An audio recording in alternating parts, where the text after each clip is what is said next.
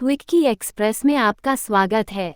आज की कहानी है शेख चिल्ली की कहानी। कैसे नाम पड़ा? ऐसा कहा जाता है कि शेख चिल्ली का जन्म गरीब परिवार में किसी गांव में हुआ था। उसके पिता बचपन में ही गुजर गए थे, इसलिए उसकी मां ने उसकी परवरिश की थी। शेख की मां ने इस सोच से बेटे को पाला पोसा था कि वो बड़ा होकर कमाएगा और उनकी गरीबी भी दूर हो जाएगी।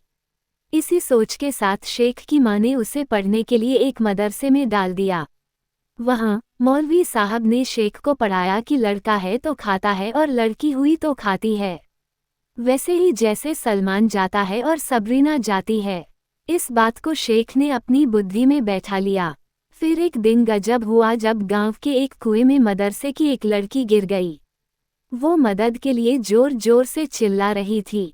शेख ने जब उसे कुएं में गिरा हुआ देखा तो वो दौड़कर अपने मदरसे के साथियों के पास आया और बोला वो मदद के लिए चिल्ली रही है।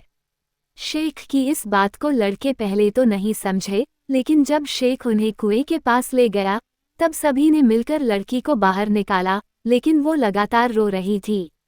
उसको रोता हुआ देखकर शेख उसे समझाने लगा, देखो कैसे चिल्ली रही है, डरो नहीं, अब सब ठीक हो जाएगा। तभी किसी ने शेख से पूछा, शेख तू बार बार इसे चिल्ली चिल्ली क्यों कह रहा है? शेख ने कहा, अरे लड़की है तो चिल्ली ही तो कहूँगा ना, लड़का होता तो कहता चिल्ला मत। शेख की बात सुनकर सभी हंसने लगे और उसे चिल्ली चिल्ली कहकर चिढ़ाने लगे। यही वो बात थी जिसके बाद से ही शेख का नाम शेख चिल्ली पड़ गया।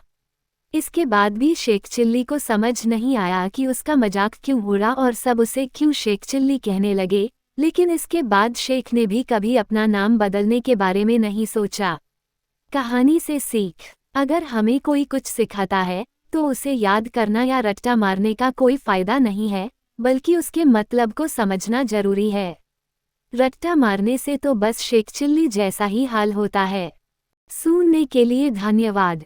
मेरा चैनल सब्सक्राइब करें, लाइक और शेयर भी करें। धन्यवाद।